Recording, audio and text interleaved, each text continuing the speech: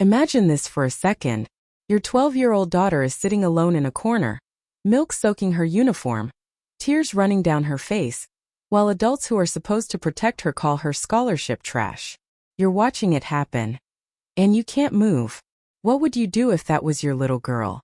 Welcome to Once Upon a Voice. Maya Hayes, what the hell did I tell you about sitting there? The white woman stormed across the cafeteria. Her heels clicked like gunshots on the tile floor. Mrs. Whitmore, I'm sorry. Sorry. You think sorry cuts it? The woman grabbed the girl's arm, twisted it hard. These tables are for real families. Families who pay real money, not charity cases like you.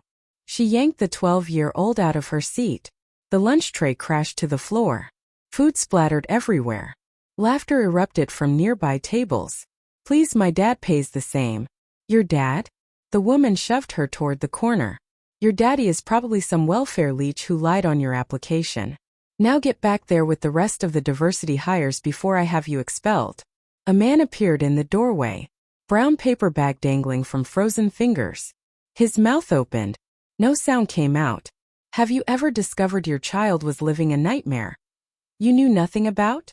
6 hours earlier, Jonathan Hayes sat in his office in Washington, D.C.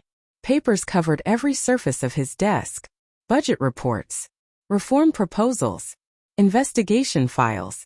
The brass nameplate on his door read simple words. Secretary of Education, United States Department of Education. 3 months in this position.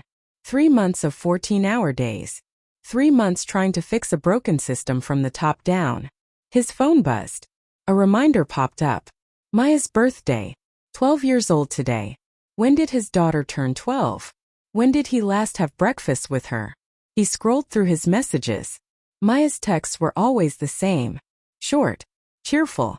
School's good, Dad. Don't worry about me. Focus on your work. But right now something feels off.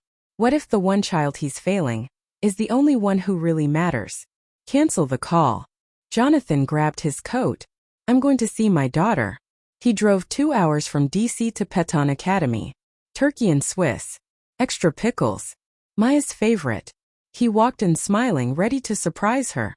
Then he pushed open the cafeteria door and watched his little girl's face crumple as a woman grabbed her arm. Saw milk hit the floor. Heard the words, scholarship trash, diversity quota. You people. The bag slipped from his fingers. Hit the ground with a soft thud nobody heard, because everyone was laughing at his daughter.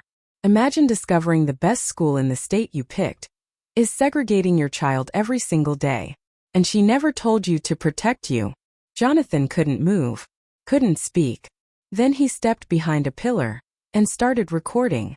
What he captured in the next 28 minutes exposed a system so rotten it would shock the nation.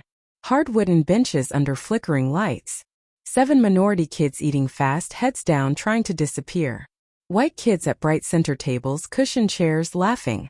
An invisible wall down the middle of the room that everyone pretended wasn't there. Mrs. Whitmore slapped Maya across the face. Told her, tell your daddy to donate a building if you want to sit at the good tables. A Latino boy asked for water, denied. A white boy got up 2 minutes later, no problem. The rules weren't rules. They were weapons. And Maya sat alone in the corner, biting her lip so she wouldn't cry again. Tell me, how long could you watch that before you snapped? Jonathan recorded everything. Then he stepped out. I'm Maya's father, and we need to talk about what you've been doing to my daughter. You're the Secretary of Education? Yes, the man who controls every federal dollar this school gets. 28 minutes later. Black helicopters. FBI. DOJ. Sirens. Handcuffs. Patricia Whitmore arrested in front of the entire school. Principal Anderson face down, nearly fainting. The cafeteria that broke Maya. Renamed Maya Hayes Justice Hall. The corner where she cried gone forever. One lunch visit. One father who refused to stay silent. One daughter who turned pain into power. This is the true story that birthed Maya's law and changed schools across America. If this story made your blood boil, if it made you want to hug your kid tighter, if it made you ask, where are the Patricia Whitmores hiding today? Hit that subscribe button right now on Once Upon a Voice. Turn on notifications, because every week we expose the stories the system wants buried. and show how justice still wins when good people refuse to look away. Share this video, ask the hard questions, and never forget, somewhere right now a child is eating lunch alone in a corner, believing they deserve it. What will you do about it?